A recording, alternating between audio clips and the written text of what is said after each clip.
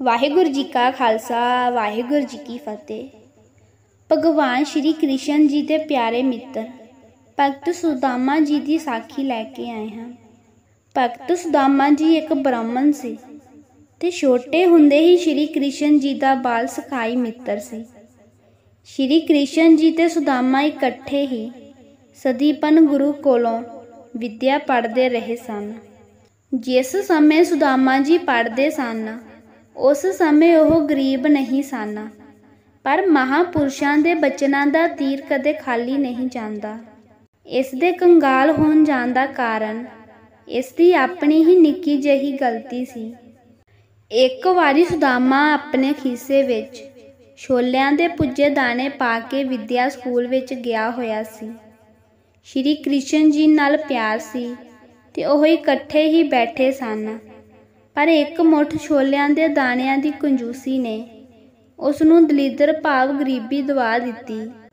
गुरु दे हुक्म अनुसार अग बालन लई दोवें मित्र इकट्ठे ही जंगल विचों लकड़ा लैण गए तां उस समय सुदामे ने ओह दाने चोर चोरी खाने शुरू कर दिते। उसका मुँह हिलदा वेख के श्री कृष्ण जी ने पूछया, सुदामिया की खांदा है? कुछ नहीं, नहीं कुछ तां खांदा है, तेरा मुँह हिलदा दिस रहा है। पर इस समय सुदामा कंजूसी के चक्कर विच फस चुका सी। उसने सोचा कि जे दाने दिते तां मैं भुखा रह जावांगा, इसलिए वह साफ ही मुकर गया। उसकी यह ढीठताई वेख के श्री कृष्ण जी ने सुभाविक ही वचन कर दिता, जा ओए दलीदरिया, मुठ दाणियां दे बदले झूठ मार रहा है। ते यही आखे श्री कृष्ण जी चुप कर गए। पर श्री कृष्ण जी का यह वचन बिरथा ना गया। कुछ चिर मगरों ही उसके माता पिता स्वर्गवास हो गए। सुदामे का विआह तां पहले ही हो चुका सी, पर घर विच ऐसी कुदरत वरती कि सुदामा जी जो भी काम करे उसे विच उसका सब कुछ खत्म हो जावे। कुछ चिर विच ही यह हालत हो गई कि उसनूं कक्खां दी कुल्ली पा के शहरों बाहर रहन ते मजबूर होना पिया।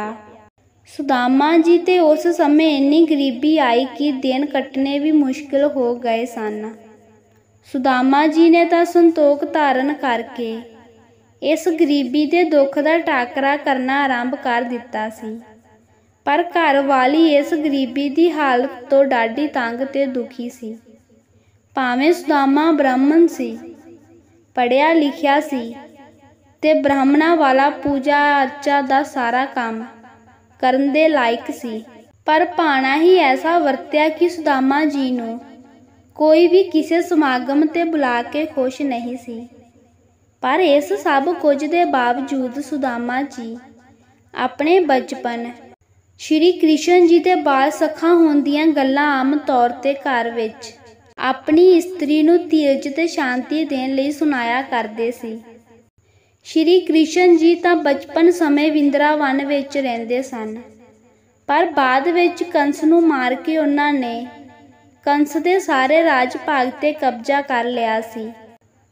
ओह मथुरा दे हुण महाराजा सन। सो सुदामा जी सियाणे होण करके जानते सन कि यह कंगलापन मैनू मेरी गलती ते श्री कृष्ण जी के कहण ते ही प्राप्त होया है। पर वह फिर भी श्री कृष्ण जी की सिफत सलोता करते रहंदे सी।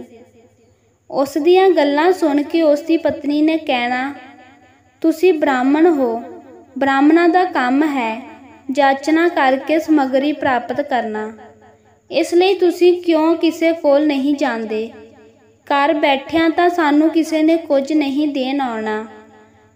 पर संतोखी सुदामा जी पत्नी दियां गल्लां नूं अनसुणिया करके कोई भी खास जतन उधर पालना दा नहीं सन करदे।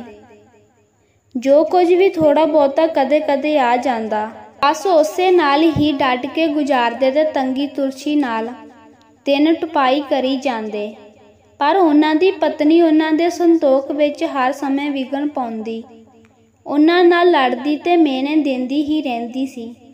ओह आम तौर ते सुदामा जी नूं इस गल ते बहुता मजबूर करदी कि वह अपने मित्र श्री कृष्ण जी कोल जाके क्यों नहीं कुछ करदे। जे वह उद्यम करन तां उन्हां दा दलिद्र हट सकदा है।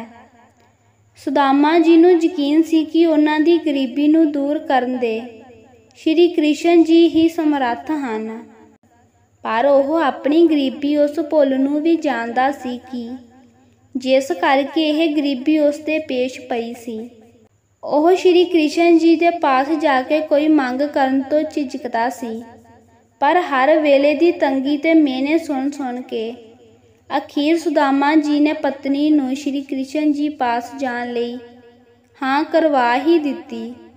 अखीर मन विच जको तको करदा ओह मथुरा वल तुर पिया। ਉਹ सोच रहा सी कि मैं तां एक गरीब हाँ, दूजे कपड़े पाटे ते मैले हन, ना ही मेरे कोल महाराजा कृष्ण जी दे पेट करन जोग कोई वस्तु है। मेरे वर्गे नूं दरवाजे अगे भी किसी ने खलोन नहीं देना। फिर उन्हां कोल जाके कोई गल करनी तां बहुती असंभव गल सी। सुदामा सोची जांदा ते मथुरा वल तुरी जांदा सी। फिर उसने यह सोचना शुरू कर दिता कि कौन कोई ऐसा मिले जो मेरी श्री कृष्ण नाल मुलाकात करावे। ਉਹ इस गलों भी निराश सी कि ऐसा कौन हो सकता है ते मैं किस नूं जाके आखां। भावें ਉਹ सब तरह निराश ते मनहूस सी ते मथुरा वाल जाना नहीं सी चाहुंदा, पर मुड़न ते घर जाण तो भी झिझक रहा सी।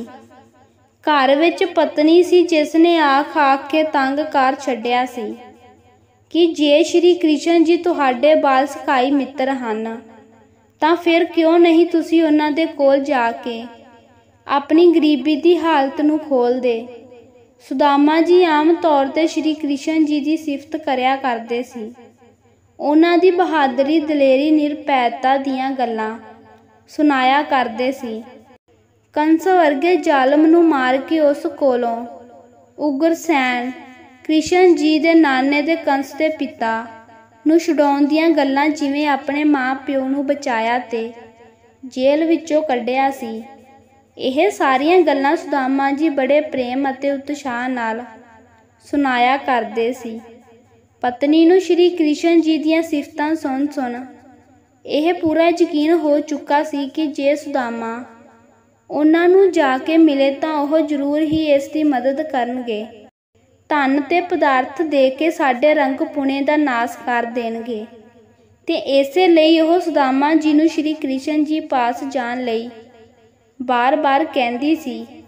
अखीर तंग आके ओह मन गया ते उस नूं मथुरा वल तुरना पिया।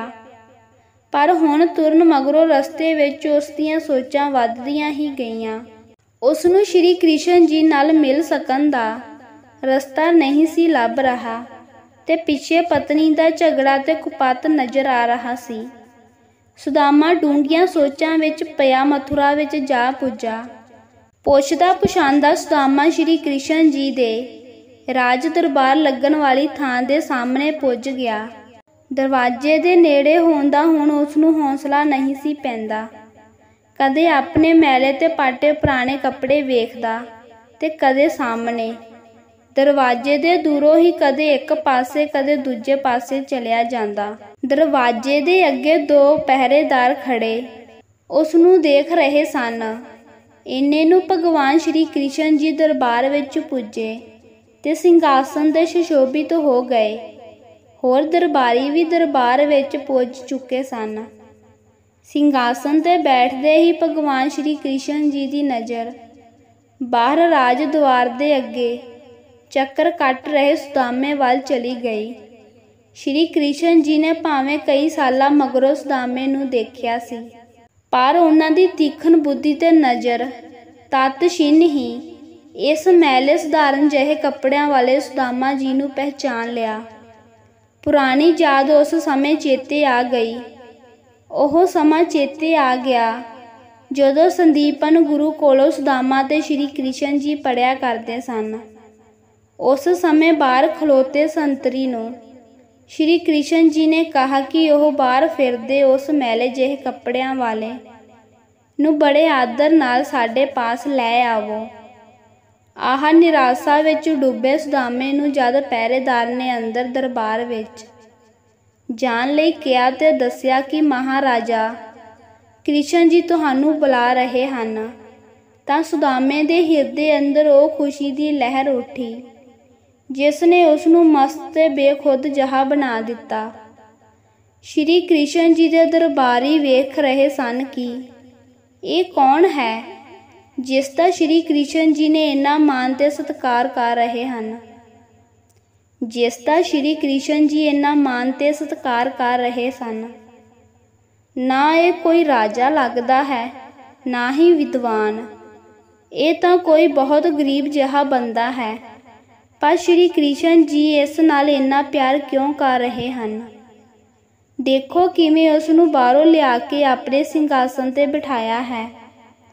ਇੱਥੇ ਹੀ ਬਸ ਨਹੀਂ, ਉਹ ਤਾਂ ਇੰਨਾ ਮਾਣ ਕਰਵਾਉਣਾ ਨਹੀਂ ਚਾਹੁੰਦਾ ਸੀ, ਪਰ ਸ਼੍ਰੀ ਕ੍ਰਿਸ਼ਨ ਜੀ ਨੇ ਉਸ ਨੂੰ ਸਿੰਘਾਸਨ 'ਤੇ ਬਿਠਾ ਕੇ ਉਸ ਦੇ ਚਰਨ ਧੁਆਏ ਤੇ ਫਿਰ ਉਸ ਨਾਲ ਮਿੱਠੀਆਂ ਮਿੱਠੀਆਂ ਗੱਲਾਂ ਕਰਨ ਲੱਗ ਗਏ। ਅਣਜਾਣ ਦਰਬਾਰੀ ਨੂੰ ਡਾਢੀ ਹੈਰਾਨੀ ਨਾਲ ਤੱਕਦਿਆਂ ਵੇਖ ਸ਼੍ਰੀ ਕ੍ਰਿਸ਼ਨ ਜੀ ਨੇ ਉਹਨਾਂ ਨੂੰ ਦੱਸਿਆ ਕਿ ਇਹ ਮੇਰੇ ਪਿਆਰੇ ਸਖਾਈ ਮਿੱਤਰ ਸੁਦਾਮਾ ਜੀ ਹਨ। ਅਸੀਂ ਗੁਰੂ ਸਦੀਪਨ ਕੋਲੋਂ ਕਈ ਸਾਲ ਇਕੱਠੇ ਰਹੇ ਅਤੇ ਉਹਨਾਂ ਕੋਲ ਪੜ੍ਹਦੇ ਰਹੇ ਸਾਂ। ਸ਼੍ਰੀ ਕ੍ਰਿਸ਼ਨ ਜੀ ਨਾਲ ਗੱਲਾਂ ਕਰਦਿਆਂ ਉਧਰ ਸੁਦਾਮੇ ਨੂੰ ਇਹ ਗੱਲ ਕਹਿਣੀ ਹੀ ਭੁੱਲ ਗਈ ਕਿ ਉਹ ਤਾਂ ਗਰੀਬੀ ਦਾ ਸਤਾਇਆ ਹੋਇਆ ਉਹਨਾਂ ਪਾਸ ਪੁੱਜਾ ਹੈ। ਸਗੋਂ ਉਹ ਸ਼੍ਰੀ ਕ੍ਰਿਸ਼ਨ ਜੀ ਦੇ ਪਿਆਰ ਵਰਤਾਓ ਵਿੱਚ ਮਗਨ ਹੋ ਗਏ। ਉਹ ਪਿਆਰ ਵਸ ਹੋ ਪੁਰਾਣੀਆਂ ਇਕੱਠੇ ਪੜ੍ਹਨ ਸਮੇਂ ਦੀਆਂ ਗੱਲਾਂ ਕਰਦੇ ਚਲੇ ਗਏ। ਪਰ ਸ਼੍ਰੀ ਕ੍ਰਿਸ਼ਨ ਜੀ ਤਾਂ ਸਭ ਕੁਝ ਹੀ ਜਾਣ ਗਏ ਸਨ। ਉਹਨਾਂ ਨੇ ਸੁਦਾਮੇ ਦੀ ਪਤਨੀ ਵੱਲੋਂ ਸੁਦਾਮੇ ਦੇ ਉੱਤੇ ਲਈ ਹੋਈ ਚਾਦਰ ਦੀ ਇੱਕ ਨੁਕਰੇ ਪੇਟਾ ਕਰਨ ਲਈ ਕੁਝ ਚਾਵਲ ਬੰਨ੍ਹ ਦਿੱਤੇ ਸਨ। ਉਹ ਝੱਟ ਹੀ ਵੇਖ ਲਏ। ਠੀਕ ਹੈ, ਜੋ ਕੁਝ ਕੋਲ ਸੀ ਪੇਟਾ ਉਹੀ ਦੇਣੀ ਸੀ, ਪਰ ਸੁਦਾਮਾ ਜੀ ਸੋਚ ਰਹੇ ਸਨ ਕਿ ਇਸ ਨਿਰਗੁਣੀ ਭੇਟਾ ਦਾ ਤੇ ਆਪਣੀ ਗੁਰਬਤ ਦਾ ਜ਼ਿਕਰ ਕਿਵੇਂ ਕਰਾਂ। ਬਸ ਇਸੇ ਸੋਚ ਵਿੱਚ ਝਿਜਕਦੇ ਰਹੇ ਤੇ ਗੱਲ ਹੀ ਕੋਈ ਨਾ ਕੀਤੀ। ਸ਼੍ਰੀ ਕ੍ਰਿਸ਼ਨ ਜੀ ਨੇ ਚੁੱਪ ਕੀਤੇ ਸੁਦਾਮਾ ਦੀ ਚਾਦਰ ਦੇ ਕੰਨੀਓਂ ਉਹ ਕੱਚੇ ਚਾਵਲ ਖੋਲ੍ਹ ਲਏ ਤੇ ਭਰੀ ਸਭਾ ਵਿੱਚ ਚੱਬਣ ਲੱਗ ਪਏ। 5-10 ਮਿੰਟ ਗੱਲਾਂ ਕੀਤੀਆਂ, ਫਿਰ ਮਹਿਲਾਂ ਵਿੱਚ ਚੱਲਣ ਲਈ ਕਿਹਾ, ਪਰ ਸੁਦਾਮਾ ਜੀ ਇੰਨਾ ਹੀ ਕਹਿ ਕੇ ਵਾਪਸ ਮੁੜਨ ਲਈ ਉੱਠ ਖਲੋਤੇ ਕਿ ਹੇ ਭਗਵਾਨ, ਤੁਹਾਡੀ ਇਸ ਗਰੀਬ ਨਿਵਾਜੀ ਨੇ ਹੀ ਮੇਰੇ ਹਿਰਦੇ ਨੂੰ ਪ੍ਰਸੰਨਤਾ ਨਾਲ ਭਰ ਦਿੱਤਾ ਹੈ ਤੇ ਤੁਹਾਡੇ ਕਿਰਪਾਲੂ ਦੀਦਾਰ ਹੋ ਗਏ ਹਨ। ਬਸ ਸਭ ਕੁਝ ਪ੍ਰਾਪਤ ਹੋ ਗਿਆ ਹੈ। ਸ਼੍ਰੀ ਕ੍ਰਿਸ਼ਨ ਜੀ ਤੋਂ ਵਾਪਸ ਮੁੜੇ ਤਾਂ ਬਾਹਰ ਨਿਕਲਦੇ ਹੀ ਫਿਰ ਪਤਨੀ ਦੀਆਂ ਗੱਲਾਂ ਦੀ ਯਾਦ ਆ ਗਈ ਤੇ ਸੋਚਾਂ ਵਿੱਚ ਪੈ ਗਏ ਕਿ ਹੁਣ ਪਤੀ ਨੂੰ ਜਾ ਕੇ ਕੀ ਕਹਾਂਗਾ। ਪਰ ਉਸ ਦੀਆਂ ਇਹ ਸਭ ਸੋਚਾਂ ਤੇ ਚਿੰਤਾਵਾਂ ਦੂਰ ਹੋ ਗਈਆਂ ਜਦੋਂ ਉਸਨੇ ਘਰ ਜਾ ਕੇ ਕੁੱਲੀ ਦੀ ਥਾਂ ਤੇ ਮਹਿਲ ਤੇ ਮਹੱਲ ਅੰਦਰ ਸਾਰੇ ਪਦਾਰਥਾਂ ਦੇ ਢੇਰ ਲੱਗੇ ਵੇਖੇ। ਭਗਵਾਨ ਕ੍ਰਿਸ਼ਨ ਜੀ ਨੇ ਅੰਨ ਧਨ ਦੇ ਭੰਡਾਰ ਹੀ ਸੁਦਾਮਾ ਜੀ ਦੇ ਘਰ ਉਸ ਦੇ ਘਰ ਮੁੜਨ ਤੋਂ ਪਹਿਲਾਂ ਹੀ ਪਹੁੰਚਾ ਦਿੱਤੇ ਸਨ। ਸੁਦਾਮਾ ਘਰ ਦੇ ਕੋਲ ਹੈਰਾਨੀ ਨਾਲ ਬਾਹਰ ਖਲੋ ਕੇ ਵੇਖ ਰਿਹਾ ਸੀ ਕਿ ਇਹ ਝੁੱਗੀ ਦੀ ਥਾਂ ਮਹਿਲ ਕੌਣ ਬਣਾ ਗਿਆ ਹੈ। ਪਰ ਜਦੋਂ ਕੁਝ ਚਿਰ ਮਗਰੋਂ ਹੀ ਅੰਦਰੋਂ ਪਤਨੀ ਨੇ ਨਿਕਲ ਕੇ ਖੁਸ਼ੀ-ਖੁਸ਼ੀ ਕਿਹਾ, ਦੇਖਿਆ ਨਾ, ਤੁਸੀਂ ਮੇਰਾ ਕਹਿਣਾ ਨਹੀਂ ਸਨ ਮੰਨਦੇ, ਪਰ ਜੇ ਹੁਣ ਮੇਰੇ ਆਖੇ ਲੱਗੇ ਹੋ ਤਾਂ ਵੇਖੋ ਭਗਵਾਨ ਨੇ ਤੁਹਾਡੇ ਆਉਣ ਤੋਂ ਪਹਿਲਾਂ ਹੀ ਸਭ ਕੁਝ ਸਾਡੇ ਘਰ ਭੇਜ ਦਿੱਤਾ ਹੈ। ਰਾਤੋਂ ਰਾਤ ਹੀ ਝੁੱਗੀ ਦੀ ਥਾਂ ਤੇ ਮਹਿਲ ਬਣਾ ਗਿਆ ਹੈ। ਇਹ ਸੁਣ ਕੇ ਸੁਦਾਮੇ ਦੀ ਖੁਸ਼ੀ ਦੀ ਹੱਦ ਨਾ ਰਹੀ ਤੇ ਉਸ ਨੇ ਹੁਣ ਮਹਿਲ ਅੰਦਰ ਰਹਿਣ ਦੀ ਬਜਾਏ ਬਾਹਰ ਝੁੱਗੀ ਵਿੱਚ ਰਹਿ ਕੇ ਭਗਤੀ ਕਰਨੀ ਸ਼ੁਰੂ ਕਰ ਦਿੱਤੀ। ਸੋ ਇਸ ਤਰ੍ਹਾਂ ਗਰੀਬੀ ਨੂੰ ਦੂਰ ਕਰਨ ਵਾਲਾ ਭਗਵਾਨ ਸੁਦਾਮਾ ਜੀ ਨੂੰ ਪ੍ਰਤੱਖ ਹੋ ਕੇ ਮਿਲਿਆ। ਉਹ ਮਨ ਹੀ ਮਨ ਭਗਵਾਨ ਦਾ ਸਿਮਰਨ ਕਰਦਾ ਸੀ। ਭਗਤੀ ਤਾਂ ਧਨ ਦੀ ਕਮੀ ਦੀ, ਪਰ ਸੁਦਾਮਾ ਜੀ ਗਰੀਬੀ ਨੂੰ ਦੂਰ ਕਰਨ ਵਾਲੇ ਹਰੀ ਦਾ, ਪ੍ਰਭੂ ਦਾ ਚਿੰਤਨ ਕਰਿਆ ਕਰਦੇ ਸਨ। ਇਹ ਸੁਦਾਮਾ ਜੀ ਦੇ ਸੰਤੋਖ ਤੇ ਸਤ ਨਾਲ ਪਿਆਰ ਤੇ ਭਜਨ ਕਰਨ ਦਾ ਨਤੀਜਾ ਸੀ। ਸਤਿਗੁਰੂ ਜੀ ਇਸ ਬਾਰੇ ਹਰ ਮਨੁੱਖ ਨੂੰ ਉਪਦੇਸ਼ ਦਿੰਦੇ ਹਨ ਕਿ ਹੇ ਮਨ, ਤੂੰ ਵੀ ਗੋਬਿੰਦ ਪ੍ਰਿਥਵੀ ਦੇ ਮਾਲਕ ਸੁਆਮੀ। ਪ੍ਰਭੂ ਦਾ ਸਿਮਰਨ ਕਰਿਆ ਕਰ, ਉਸ ਪ੍ਰਭੂ ਨੂੰ ਚੇਤੇ ਕਰਿਆ ਕਰ।